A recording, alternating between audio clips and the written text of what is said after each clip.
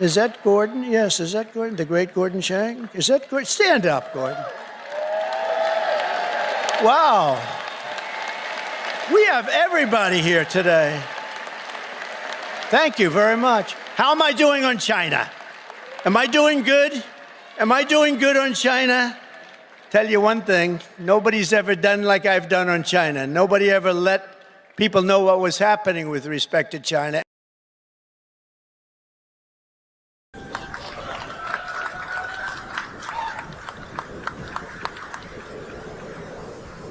Thank you, Grant. Thank you, CPAC Korea, and Annie Chan. Thank you for your leadership. CPAC Korea is now protecting the world's most vulnerable democracy. Leftists are trying to seize control of the government after the impeachment of President Yoon Suk-yeol on December 14th, and now they have filed criminal charges against him for insurrection. The only thing that is protecting democracy in South Korea are conservatives in the cold, on the streets, confronting leftists on Seoul and Daegu and so many other cities. What's at stake? Well, nothing less than the continuation not only of democracy, but also of the South Korean state, the Republic of Korea. If you want to know where the front line of democracy and freedom today is, it is in the streets of Seoul. Now, that's the summary. Let's get started.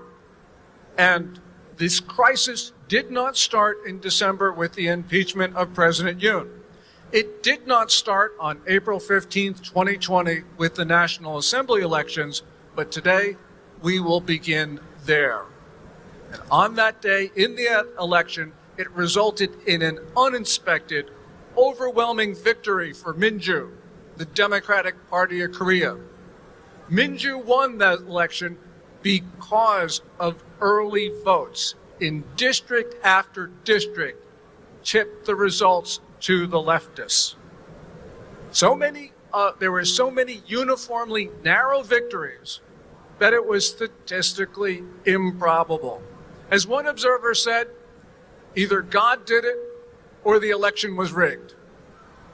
I know God did not vote in that election, but the Chinese rigged it.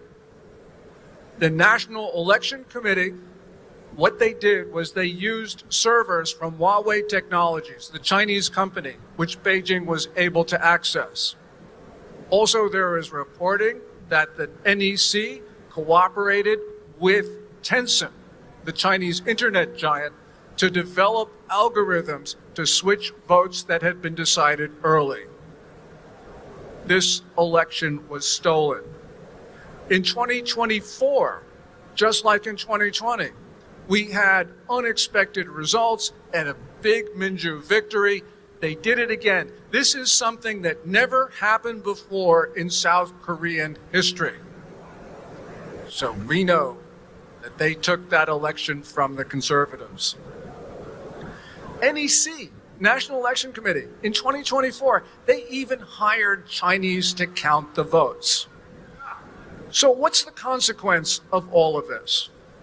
Well, Minju now controls the National Assembly, as they have for the last 4 years, but something else, and that is Minju is not a normal political party.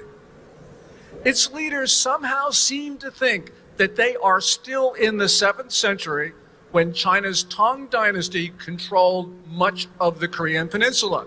So you have leftist leaders. They believe they are vassals of this magnificent Chinese state or even servants of it.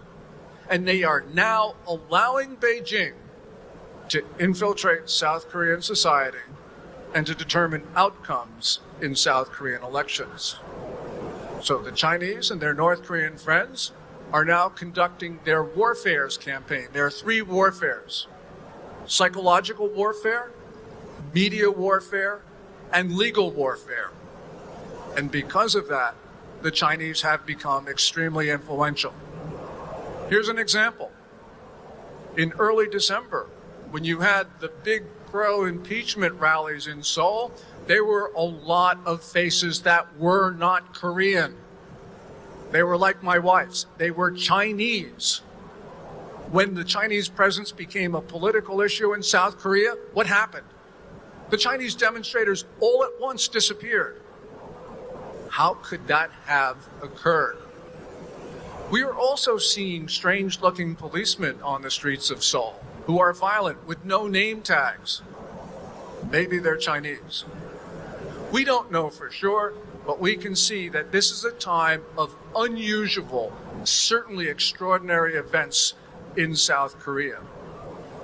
In South Korea, Minju, we now have a leader, Lee Jae-myung. He is just like previous Minju president with Moon Jae-in.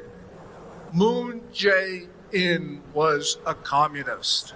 He did not believe in the South Korean state. He believed in a unified Korea, probably under the control of Pyongyang. Now, the current Minju president, he is even more pro-communist, he is more ruthless, he is more pro-China, he is more pro-North Korea, and he is more anti-American than Moon Jae-in. And what does that mean? It means that the South Korean state is at an extraordinary time. Now everything is at risk. Freedom is at risk, democracy at risk, South Korea at risk. And that means South Koreans can now lose everything. As that banner says, it's time to save Korea. Thank you very much.